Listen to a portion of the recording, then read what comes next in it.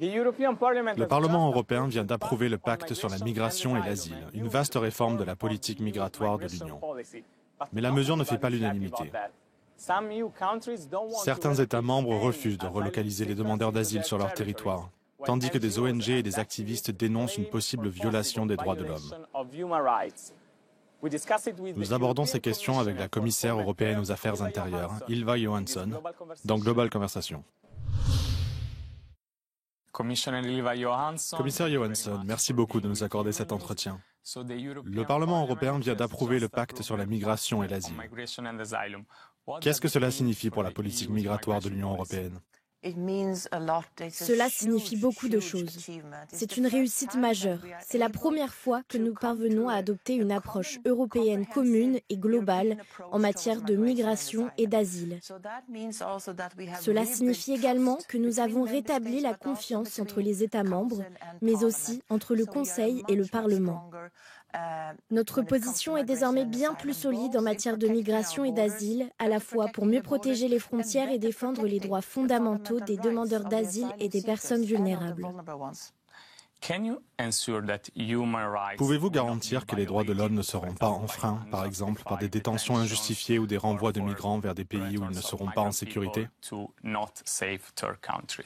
Oui, je peux, parce que la législation est très claire sur le fait que nous renforçons la protection des droits fondamentaux des demandeurs d'asile, le droit même de demander l'asile et les garanties spécifiques pour les personnes vulnérables. Le mécanisme de solidarité est l'un des éléments majeurs du pacte. Mais les premiers ministres polonais et hongrois ont réagi en laissant entendre qu'ils n'appliqueraient pas le mécanisme de solidarité dans leur pays. Que se passera-t-il s'ils ne le font pas? Personnellement, je suis convaincue que les États membres vont mettre le pacte en œuvre assez rapidement. Ils semblent impatients de le faire et je suis convaincue qu'ils l'appliqueront. Mais concrètement, que se passera-t-il s'ils ne le font pas? De quels outils dispose la Commission pour empêcher cela? Comme dans toute législation, la Commission dispose de plusieurs outils en cas d'infraction. Encore une fois, je ne pense pas que cela se produira. Donc ceux qui disent « nous ne ferons pas de relocalisation obligatoire » parlent d'autre chose parce que ce n'est pas ce qui est prévu dans le pacte. La réserve de solidarité prévoit 30 000 relocalisations par an de migrants entrés illégalement dans l'UE. L'année dernière, Frontex a signalé plus de 380 000 entrées clandestines. Ne craignez-vous pas que cette réserve ne soit qu'une goutte d'eau dans l'océan? Non, elle est d'une importance majeure. Après l'incendie de Moria, il y a quelques années, nous avons procédé à une énorme relocalisation, un exercice qui a duré plusieurs années, en particulier avec les mineurs non accompagnés. Nous avons relocalisé 5 000 personnes, donc 30 000 par an. C'est énorme. 2023 a été l'année la plus meurtrière en Méditerranée depuis 2017. Plus de 3 000 migrants sont morts.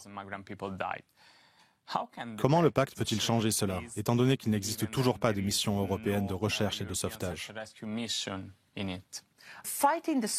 La lutte contre les passeurs est fondamentale pour mettre un terme à ces décès tragiques. C'est pourquoi j'ai lancé une alliance mondiale pour lutter contre le trafic de migrants en novembre 2023. Et c'est pourquoi j'ai présenté une nouvelle législation dans ce domaine. Nous devons également faire en sorte de faciliter l'immigration légale. La société européenne est vieillissante. Nous avons besoin de migrants, mais ils doivent arriver de manière ordonnée.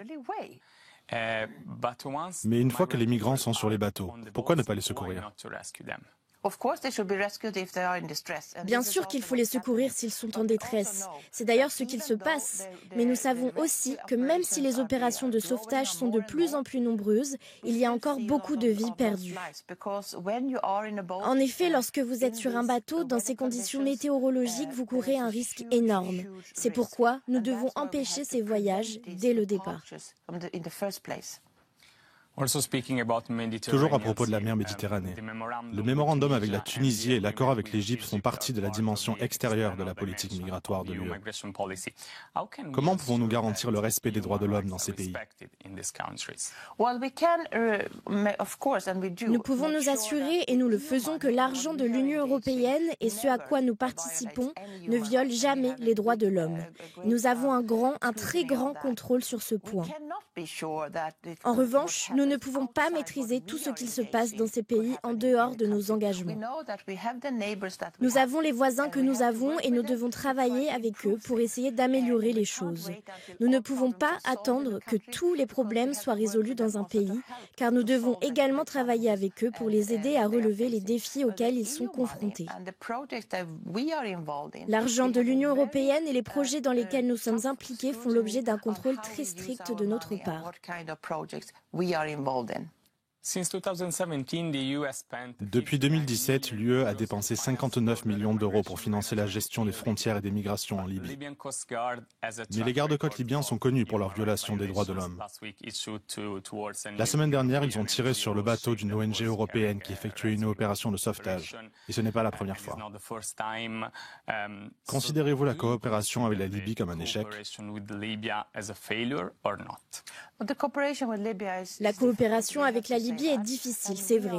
Nous ne pouvons pas ignorer en particulier ces horribles centres de détention. Certains d'entre eux sont vraiment dans des conditions inacceptables.